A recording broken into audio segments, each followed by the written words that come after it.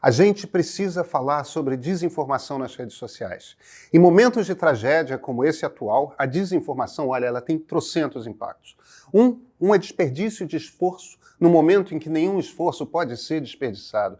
A Defesa Civil, os bombeiros, o Exército Brasileiro, não importa. Lê nas redes que alguma crise pontual está ocorrendo em algum canto. Chega lá, não era verdade. Está acontecendo demais. E aquelas pessoas, elas são importantes. Se elas vão atender um alarme falso, isso quer dizer que um alarme verdadeiro em algum canto não foi atendido. O segundo problema é uma questão de confiança no Estado democrático de direito. Por que o presidente Lula, por exemplo, foi logo no início da crise para o Rio Grande do Sul, acompanhado do presidente da Câmara dos Deputados, Arthur Lira, do presidente do Senado, Rodrigo Pacheco, e de um ministro do Supremo Tribunal Federal, Edson Fachin? Chegando lá, logo se juntou ao governador Eduardo Leite. Aquilo é um símbolo importante. Sim, a política partidária existe, mas o Estado em pessoal.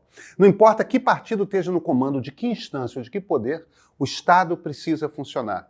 E é importante, principalmente em momentos de crise, que as pessoas tenham a dimensão exata de o quanto o Estado está operando bem ou mal. Deixa eu contar uma história para vocês da minha carreira. Em setembro de 2001, eu era editor de internacional de um site que não existe mais, se chamava No Ponto. Era meu primeiro cargo de editor, eu fazia uns 3 meses naquela função, e de repente acontecem os ataques às Torres Gêmeas. Foi um dia confuso, a internet funcionou muito mal o dia todo, muita coisa foi produzida, foi dita, e no final do dia era o caos.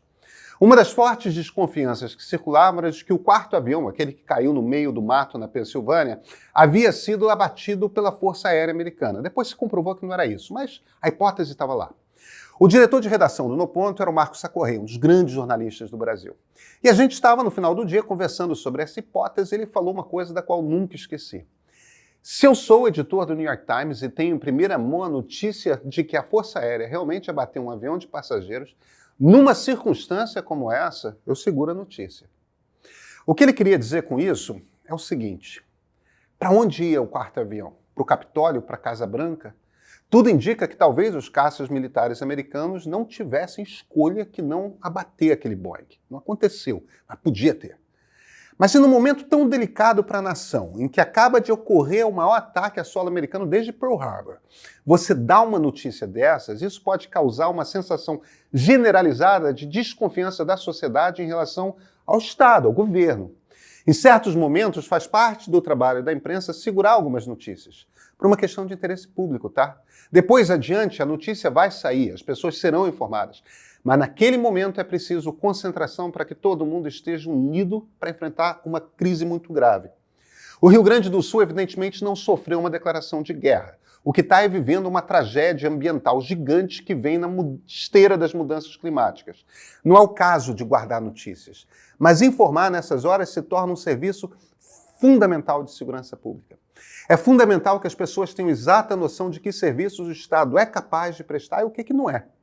O Estado brasileiro, em todos os seus níveis, é diretamente responsável por não ter uma política adequada para um mundo de transformação climática. Da direita à esquerda, por razões diferentes, o Brasil se recusa a perseguir o baixo carbono. Uns, os negacionistas, porque não acreditam que existam mudanças climáticas. Uns segundos porque acham que progresso é botar a floresta abaixo. Tem os terceiros que acham que o petróleo é riqueza e não veneno. É fundamental a gente botar isso tudo na frente de todo mundo. É fundamental, nesses momentos, termos esse debate. A gente precisa mudar urgentemente. Agora, o Estado brasileiro sabe lidar com emergências. O Estado brasileiro tem gente bem equipada, de novo, Defesa Civil, bombeiros, Forças Armadas, não só, gente bem equipada, com experiência, com capacidade de ajudar. O Estado tem o poder de mobilizar grandes volumes de recursos que são necessários no momento da crise e logo depois no momento da reconstrução. E isso o Estado faz bem. Não é só o Executivo Federal não, tá? São também os executivos estaduais e mesmo os municipais. É também o Congresso Supremo. Na hora da crise, as instâncias funcionam. Nós não somos uma republiqueta, mesmo que às vezes a gente pareça. O Estado brasileiro sabe operar na hora em que toda a concentração é necessária. Quando desinformação impede as pessoas de perceberem que o Estado está funcionando, isso pode querer dizer que alguém não vai saber a quem pedir ajuda ou não vai confiar numa orientação que venha do governo, ou vai boicotar uma iniciativa por qualquer motivo. No limite, isso pode querer dizer que os bens de alguém serão perdidos, ou pior, que a vida de alguém pode ser ameaçada. Desinformação mata. E o pior é que não precisava ser assim. É possível atacar o problema. Nisso, o Estado brasileiro está paralisado. Eu sou Pedro Doria, editor do Meio. Hoje, eu e minha colega Flávia Tavares entrevistamos a ministra do Meio Ambiente, Marina Silva.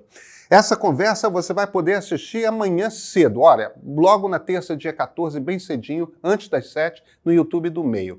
Ela falou emocionada do impacto da desinformação nos trabalhos. Falou também que percebe uma mudança no poder político do país, tá?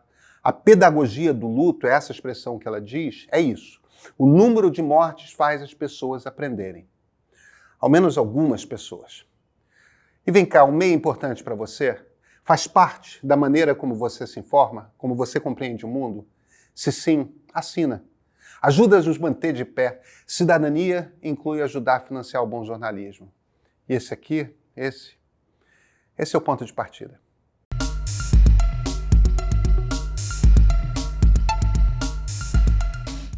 Redes sociais não são neutras. Não é um espaço onde todo mundo tem a mesma oportunidade de ser ouvido. Elas eram assim, mas desde que os algoritmos de recomendação foram implementados a partir de 2012, isso mudou.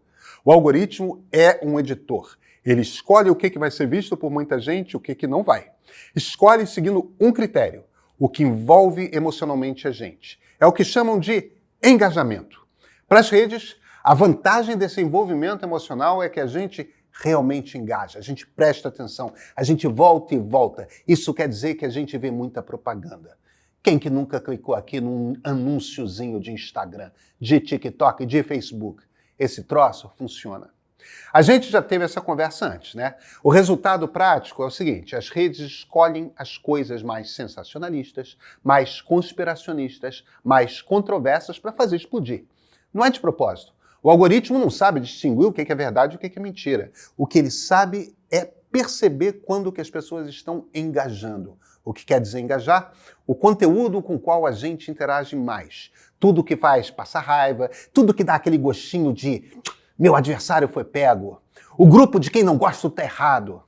Tudo que confirma para nós que nós estamos certos e é que aqueles outros caras estão muito errados. As redes sociais são uma máquina de botar desinformação na cara de todo mundo. Sim, há inúmeros mecanismos de mitigação. Mas enquanto o drive do algoritmo for engajamento, desinformação vai ser muito mais distribuída do que informação. Pode piorar? Claro que pode. A Meta, por exemplo, está ativamente boicotando os veículos jornalísticos. Se vende um veículo, o algoritmo trabalha para mostrar para menos gente. Ou seja, só piora. Enquanto não regulamentar, isso não vai resolver. Agora, desinformação acontece de 3 maneiras diferentes e é bom tê-las em mente. Ela não surge do nada, na atmosfera. Existem as máquinas, né? Pessoas contratadas para causar impacto no debate público. É uma ação proposital mesmo. Em segundo, tem a pessoa que desinforma por oportunidade.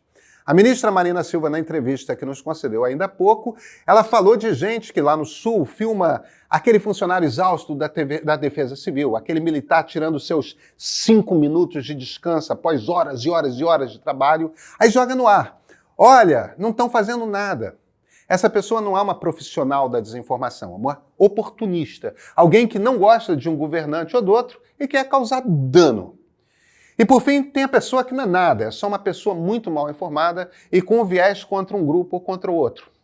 Aí interpreta mal o que vê, já seguindo o seu viés, claro, ouve uma informação pela metade, recebe um vídeo que não sabe nem de onde veio e bota na rede explicando tudo errado. Não está fazendo por mal, mas está fazendo o mal. Não importa qual a origem da desinformação, se foi sem querer, se foi de propósito. O fato é que, ao chegar na rede, mexe com os instintos mais perversos das pessoas, dá raiva nelas, dá aquele gostinho de confirmação dos seus preconceitos. Aí é uma enxurrada de likes, de comentários, de repostagens. Quando acontece, o algoritmo assume o serviço, começa a distribuir, bate na mão de influenciadores grandes, o desastre começa a ser montado. Por isso que o debate sobre liberdade de expressão, direito a criticar o governo, não se mistura com o da desinformação. O problema não é deixar ou não as pessoas falarem. O problema é que ativamente o algoritmo escolhe desinformação perante informação. O problema não é a liberdade de falar. É por que essas grandes empresas têm o direito de escolher o que será visto por milhões e o que vai ser escondido de milhões. Sabe, não é só a tragédia ambiental que vai acontecer de novo. Com ela vai vir outra enxurrada de desinformação. Enquanto não regular, vai continuar acontecendo. E vai continuar ameaçando a nossa democracia. O que é liberalismo? É ser a favor do Estado mínimo?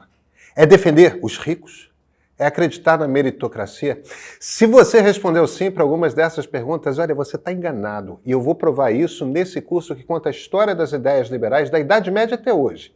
Participe e libere sua mente desses preconceitos.